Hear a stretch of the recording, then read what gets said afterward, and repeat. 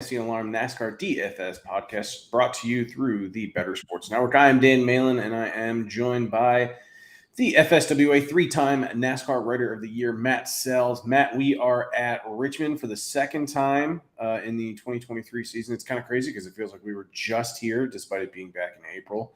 But what should we expect this weekend? The playoffs are getting closer, so it's kind of we're getting down to the wire for some of these drivers to really get a win and lock themselves in the playoffs. Yeah, we've got 5 races, including Sunday's Cookout 400 before the playoffs start, and there are 5 open slots in the playoffs because only 11 guys have wins this year. So should we see? I mean, I'm betting you at this point we're going to see at least 3 drivers point their way into the playoffs. I don't think we get a different driver winning each of the next 5 races. I don't see that happening. Could I see a couple guys? Sure. But I don't think everything's being locked up by guys winning their way into the playoffs this year. So coming off of a testy Pocono race, and now we get short track racing, and it's like 120 degrees in the cars this weekend. Things are going to be fun on the track. I do find it. What was your thought on A, the Denny Hamlin Kyle Larson thing, and B, the fact that NASCAR did not talk to those two, but they talked to Priest and LaJoy and Reddick and Dillon, but they didn't talk to Larson and Hamlin. Well, did they not speak to Larson and Hamlin? Because Larson and Hamlin didn't really have like an altercation off the track. Like Austin Dillon threw his helmet at Reddick. The Priest was trying to pull. Well, you can make the argument. I don't know what he was trying to do to LaJoy. Yeah, moves like that really sour me on Ryan Priest. I understand you got dumped and everything, but he has such a short fuse that I really don't know if he's going to last long in the series with an attitude like that. So I understand why NASCAR spoke with Priest and LaJoy. I don't know. I know Larson and Hamlin handled it a little more professionally. I think there was a lot of behind the scenes discussions that they may have had. Hamlin on his podcast. Well, Kyle Larson initially said that he didn't think that Hamlin was racing him like they were friends because, I mean, they are friends. And Hamlin said on his podcast that he actually races his friends harder. I think where I disagree with Denny, sorry for the noise outside my apartment, where I would disagree with Denny is that he says he didn't make contact with Larson. He did. He did. He clearly did. It's not even – he saw a window to – squeeze the car in. But in doing so, he does force Larson up the track with contact, in my opinion. Yes. And so I wasn't a big fan of the move. I understand why he was booed heavily after the race. And I mean, it is what it is. Like it just seems like, we can't get a Denny Hamlin like clean win. My issue with Denny is that if the tables were reversed, he would be complaining. He'd be going to Twitter to use SMP data to prove that he was wrecked and wronged and Larson should be suspended and they should take the win away from Larson and give it to him because he was wronged. Yet when he does it to somebody else, he can't stand up and cope with the fact that he made contact. Whether you like the move or not, and I'm undecided, do I want to see guys race hard for wins? Yes. I think Kyle Petty's comments were mostly on the nose, except for the fact that he seemed to ding him at the end for not being original because he used the same move last year on Chastain. But again, Chastain barely touched him last year, and Denny spent the entirety of the Gateway race making Chastain's life a living hell. Yeah. But Hamlin turns around and does it, and it's not a problem. That's my only complaint. If you're going to race people that way, be able to take it. Denny's the kid that could dish it out but could never take it. That's Denny Hamlin. So, part of me thinks like Denny Hamlin is doing this Joey Logano-esque kind of turn where who he is in the car is a completely different person than what we see in the media, because he also uses this platform and his podcast where he seems like a really nice guy, and Denny Hamlin does have some like really good ideas in terms of like how they should push NASCAR into the future and everything. I think it's great that he's an owner. But at the same time, like he uses his platform just to, come off as like a regular normal guy. And whereas, Logano's kind of the same way. He's one of the nicest guys in interviews, but you hear from plenty of drivers on the track that he's probably one of the biggest a-holes out there as well. Right. But to give credit to Joey Logano, which I don't do very often, Joey Logano owns it. He says, hell yeah, in an interview on Sirius XM NASCAR radio, he said, hell yeah, I'm two-faced. I'm a nice dude in the car, and when the helmet goes Totally on, fine I if he admits flip a it. switch, and I'm the meanest dude on the planet, and I don't care who's in my way. He owns it. Denny, on the other hand, wants to go, oh, we're all friends. I don't know what he's talking about. I didn't make any mistakes. And just wants to keep the nice guy attitude going while pulling Dale Sr. moves. Like, at least Dale Sr. owned it, right? Yeah. At least Kyle Busch owns it. He goes, if you don't like racing like that, don't watch. Then he goes, I didn't make any contact. They wrecked themselves. No, they didn't. Check the right side of your car, man. There's Kyle Larson paint scuffs on it. See it on NBC's replay. It wasn't that hard to see. All right. Well, we are at Richmond Raceway this weekend. It is a home track for Denny Hamlin. It's a track that the Toyotas and Joe Gibbs Racing specifically have done very well at. It's a short, flat track, high tire wear. Yep. I heard on a podcast, I can't remember which one. I apologize. I listened to like 5 or 6 NASCAR podcasts this week. I heard an argument that this has arguably higher tire wear than Darlington, which kind of blew my mind. But this is a short, flat track. What should we expect this weekend? I would say that argument makes some sense to me. The temps here are going to be hot. It's like 90 something degrees there for practice and qualifying today. We're recording this about 3:30 Eastern time on Saturday. It's not going to be that much cooler on Sunday. So the hot temps on the track certainly add to the tire wear. It is a very worn out track. The reason why I would agree that it's arguably more is because it's a shorter track. So there's no chance for the heat to dissipate. Like at Darlington, you could kind of ease it off, throttle a little bit in the corners, right? And let the momentum of the corner carry you through and not add heat to the tires. Richmond, there's no break, man. It's a 3/4 mile flat track. You're on throttle. I mean, it doesn't sound like all that much, but if you're turning and then it's straight, and then also keep in mind it's a tri-oval. Yeah, it's not an oval like Bristol or Martinsville or New Hampshire. It's the front stretch is essentially like a wide bend, right? So if you look at it, it looks like a shrunk down Kansas or Vegas, just flatter and shorter. So I get the argument that it might be more tire wear than Darlington. It's certainly more than any other short track. So that's going to play a role. I would expect it to be slick, which should be fun because somebody's going to mess up and go up the track, and that's going to be all sorts of fun. Pit strategy is going to be key. Passing is going to be hard, people. Let's not get turned off because it's tough to pass. It's a short track. They're all hard to pass. Drivers it should be hard to pass. It's motorsport too. Like, it's motorsports. It shouldn't just be like, oh, here you go. Here's first place, and I'll hand it back to you. No, it should be tough to pass. So, doesn't mean it's impossible, though. There are some interesting strategies here for DFS. One thing I always hated about Richmond, especially for DFS, was that I would always get in my own way when I would build lineups because, we love targeting PD. We love getting those guys that can move up and those value plays that, start outside the top 30 that you hope maybe can finish top 25 or top 20. But one thing that for the longest time I would always forget would be that Richmond is a track where the guys that start at the rear, if they don't have speed, they can easily lose a lap. And in the second and third stages, that becomes losing a second lap. It becomes losing a third lap. And if you're not getting an abundance of cautions to get back on the lead lap, you could be in trouble.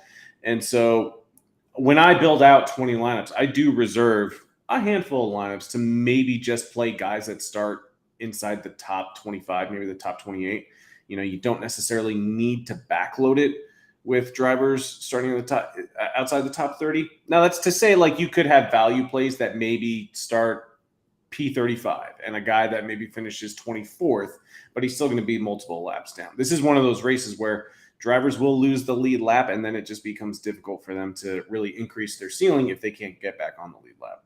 Right. That's always the danger at a short track is going a lap down isn't the worst thing because there's going to be a lot of people that go a lap down on a short track, right? A few years ago, I think we saw 9 people finish on the lead lap here at Richmond because Truex was just lapping people left and Yeah. right that day. The problem becomes for DFS that caps their ceiling. Yep. Because let's say there's 15 guys on the lead lap and you're in 16th and you're a lap down.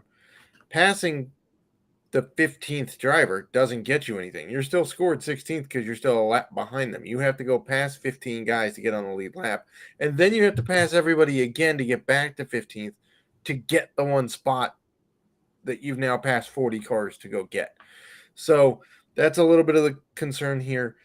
In the playbook, I do break down a fairly interesting stat regarding DFS scoring and, thinking that, there's a lot of PD upside in the back of this field this week, which it looks like there is based on some wackadoodle practice times and the way that they keep separating people in Group A and Group B so we can't tell who's actually fast.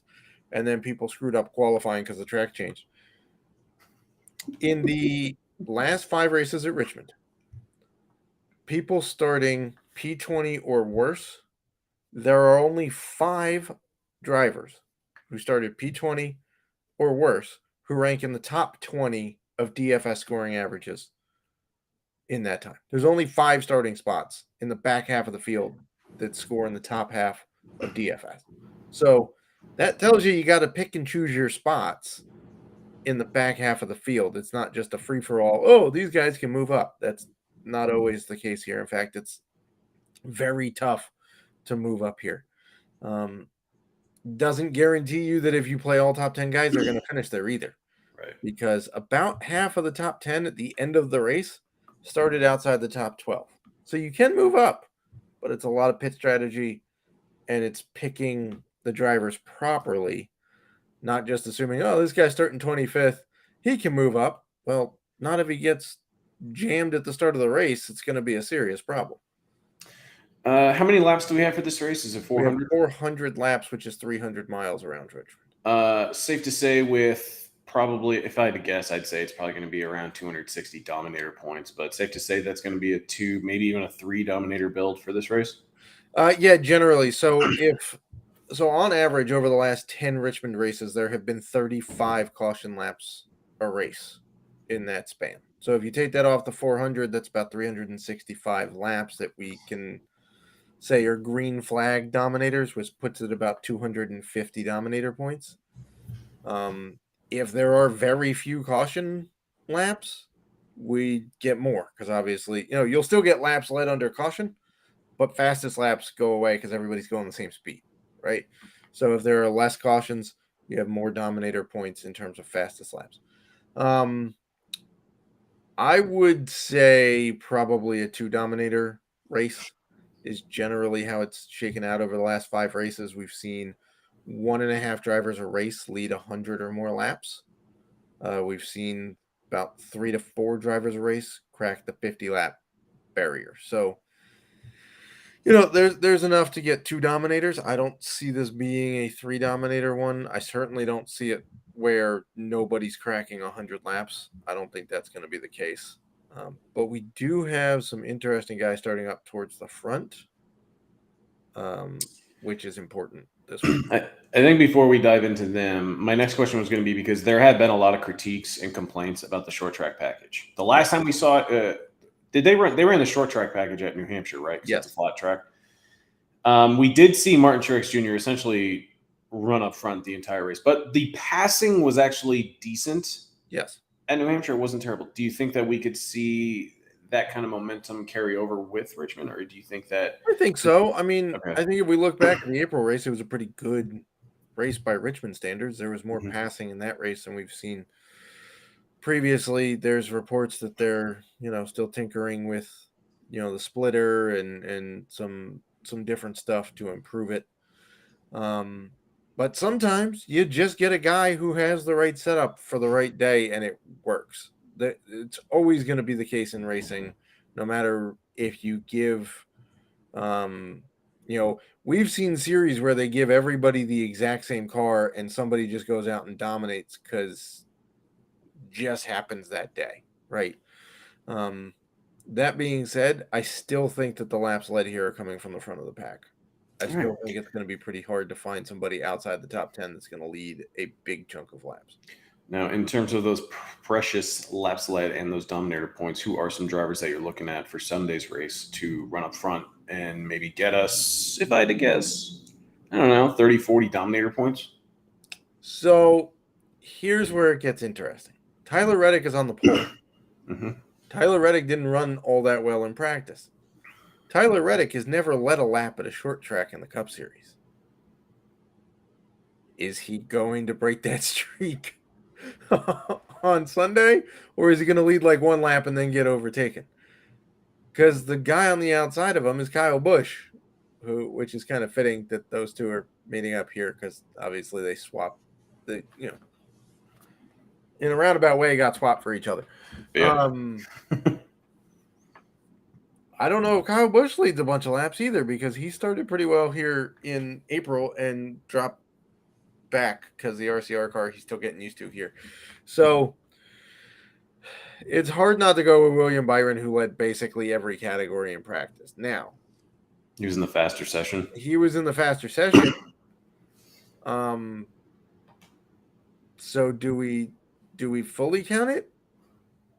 I would say that over the course of the long run, if you look at long run speed, which he tops basically every category, that it would probably even out, and he's still pretty quick. Plus, it's William Byron, and he's been fast in basically everything this year. So I would say William Byron is a threat to lead quite a bit of laps here. If we're looking for some interesting guys, Chase Elliott. Yeah.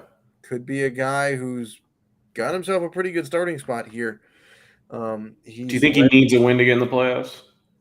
I think at this point, I don't know the top 10s are going to continually do it. I thought that there was a chance that he could still point his way in, but now it's to the point where I'm on that. I've hopped the fence and I'm on the side that I think he just needs to get a win. There are still road courses where there's it could two happen. road courses and there's Daytona. Yeah. So there are shots. Plus, if you're Chase Elliott, you could theoretically win anywhere you show up to. He's that kind of driver. He does have 10 top 10s in 17 races this year. So, he's been consistent, but I do think he needs a win. So I think it comes down to the two Hendrick guys leading a bunch of laps. I do think that Denny Hamlin's going to be a contender later in the race to lead laps. You don't think he can get up there early? I mean, he's starting third. I mean, he's starting third. I think the problem is that his short run speed at practice was so bad. Okay. I think he's going to drop back a little bit. And then the longer it runs green, his car got way better. Or who knows? Maybe he just punts Kyle Busch out of the way. He's not going to punt Tyler Reddick because that's his own car. So he's not going to punt Tyler Reddick. But maybe he punts Kyle Busch out of the way and goes, I didn't make contact. And then leads a bunch of laps and then gets booted his own home track with the all those 11 fans that are in attendance. I did like that tweet. That was funny.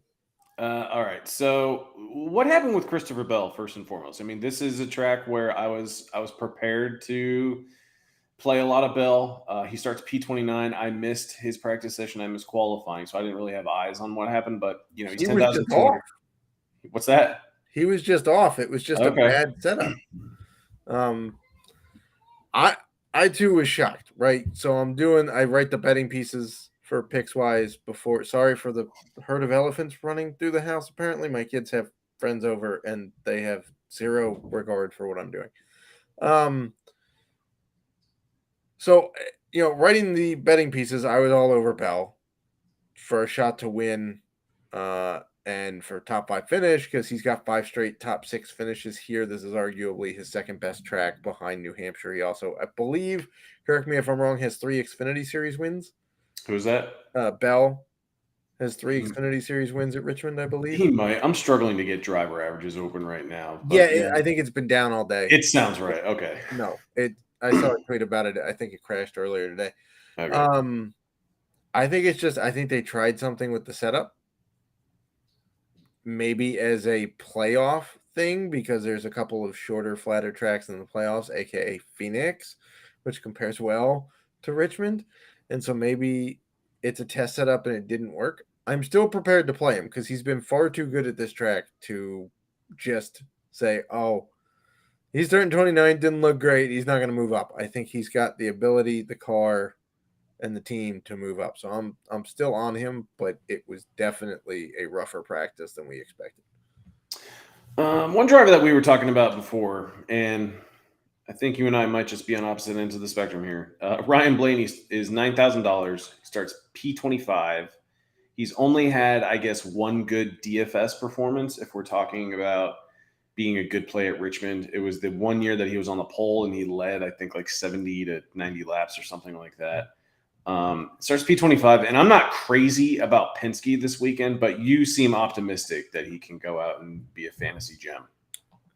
So let me preface this with this. I am not expecting Blaney to go out and win, right? But we don't need him to win. We need a solid showing from him to hit value.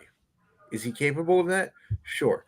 If we look at the 15 similar races over the last 2 years in the Gen 7 car, and for similar races, we're looking at Richmond, we're looking at Martinsville, we're looking at Phoenix, Nashville, a little bit of Gateway, and a little bit of New Hampshire in there. Okay? If you look at those 15 races, Ryan Blaney's got 11 top 10 finishes and 7 top 5 finishes. Granted, not a single win, but I don't need him to win for DFS. Am I betting him to win? Yeah, because the odds were way too low for a guy who's been in contention that much. So if he pulls off a top 10, starting where he's starting, we're golden. We're good. And I think people are going to overlook him because he stated in the past he doesn't like Richmond. The last 2 races of Richmond haven't been great for him. Meanwhile, Logano, his teammate, has been pretty good at Richmond. He's Penske. And so I'm banking on the fact that he can share some notes with Logano and that his results at similar tracks show up and give us a decent day. Again, that's all we need from him. We don't need dominator points. We don't need win equity. We just need a top 10 finish, which he's pulled off 11 of 15 times, which is tied for the most of any driver in the field in that span.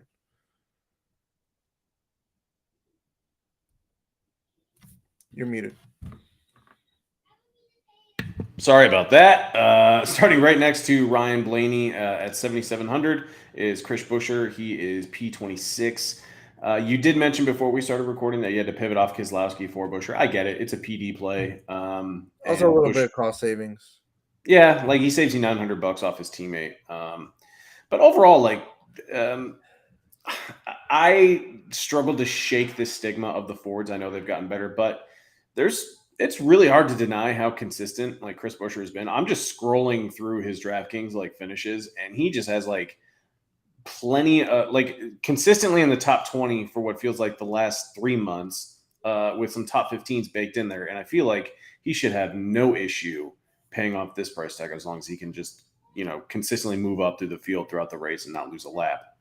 Yeah. I mean, he's going to be popular. He's cheaper than his teammate. He has a better practice session than his teammate. He's starting further back than his teammate, and he's been arguably more consistent. Though Keselowski has turned it on of late in the shorter, flatter tracks. That being said, Keselowski is a perfectly fine play. Either of the RFK guys are perfectly fine. The last time Keselowski finished outside the top 15, you have to go back to 2014 at Richmond. Like, I'm talking specifically at Richmond. Right. Outside the top 15 at Richmond, he's done it every race, twice a year since 2015. That's pretty impressive because he's been on, granted, both with Fords, but 2 different teams, right? So, him starting where he is, I just don't see quite as much value upside in him this week unless he shocks everybody and moves up like 7 spots. Right? Yeah, I mean, it could happen because he got a top 5 at New Hampshire a few weeks ago. I think he was 10th in this race in the spring, but I think he also offered. Here. I think he had more PD. He started 24th and finished 10th, right?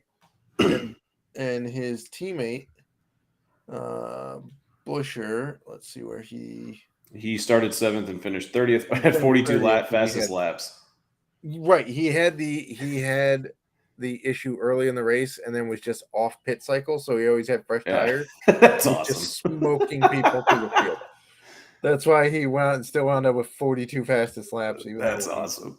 So, but that gives credence to Busher, who's now starting basically where Kez did in April and has a shot at a top 10, right? I just wish Kez would have qualified a few spots further back. I hear you. But I feel like I say that about Brad Keselowski almost every week, and I'm like, I wish he started like 2 rows. It's not to say we don't have leverage, though, right? Because people are all going to be thinking the same thing. Man, if he had started like 17th and then he pulls off a top 10, then I get a little bit more PD. I have a little bit more upside. But on the flip side, now you got leverage because if he still finishes top 10, there's still a little bit of value to be had. Dipping down into the value range for some very interesting plays. Daniel Suarez not really a heavy value because he's more expensive than Chris Buescher, but he starts P33 at 7,800. Scrolling down, we do have some SHR drivers in Eric Almirola and Chase Briscoe starting P24 and P20 respectively. And then we get AJ Allmendinger, who is only starting P36 because he wasn't in Richmond for practice and qualifying today. So because of the driver change, he'll start at the rear. His teammate is starting P20. Who are, I guess, just a summation, like, who are the value plays that you think can move up maybe 10 to 15 spots and So this is where it gets wild, right? And this is where practice really screws us up because the Group A times were so much faster than the Group B times that if you were in Group A, you get credit for being higher in your averages and single lap speeds than if you were in Group B. And then you go out and you qualify and you suck. Like JJ Yeley, I'm pretty sure was in Group A. Right? He's credited with running the 12th best 5-lap average and the 13th best overall lap time, and yet he's starting 35th. Do I really think JJ Yeley is a top 15 car? No, I don't think so. But the practice time, somebody's going to bite on it. And so this week, when you see the practice to qualifying table in the playbook, don't go ham for everybody who's starting 30th and is going to move up 22 spots. It's just the way the practice times worked, and there's not really anything I can do about it. So to answer your question, I think Corey LaJoie is a guy that's going to be very popular. Now, popularity and me playing him are two different things. I'm a little leery of Corey LaJoie this week. I did put him as an add-on below Todd Gilliland, but here's the thing with Corey LaJoie. He's starting 31st. Yep. He ran theoretically top 10 practice times, right? So it looks like great. And he's having a career year, and he's the only guy who hasn't not finished a race. But at his value, we still need him to finish P23 or better to hit 5X. His average finish over 8 Richmond races is 26th. In similar races, the last 15 similar races, it's also 26. Do I really see him nabbing a top 20? I don't know, but we kind of need him to do it to hit value. I think Todd Gilliland still has sneaky value. I love Todd Gilliland. I do. Now I didn't want to say it like out loud, like super confident, because he starts P16, and I'm like, well, that's kind of like a blessing and a curse. He finished P15 here in the spring, and he ran 15th at like New Hampshire and like he had issues at Gateway, but he ran pretty well at the shorter, flatter because track. Other drivers, like drivers starting, there will be plenty of drivers that fall off the lead lap, and as long as he can just stay on the lead lap, he's not going to be one of those guys that's going to necessarily move up, but pretty much like you kind of just hope that he can just start where he's at, run there all day, and finishes there. We're good. Yeah. Yeah. Okay. All right. I thought I would maybe be on an island, but we're running out of time. So are there any final thoughts on either drivers or strategies for Sunday's race? Well, we're looking for, I break down a whole bunch of strategies by site in the playbook. Obviously, a bunch of drivers. I'm changing some out from what I wrote last night during an insomnia attack because some guys didn't do what I expected. But playbook will be out. Podcast projections. We'll have core plays. It'll all be good. Richmond should be a pretty fun race on Sunday. Awesome. Well, Matt, thank you so much for your time. Best of luck to you on Sunday at Richmond, and best of luck to the FA Nation. Best of luck, FA Nation.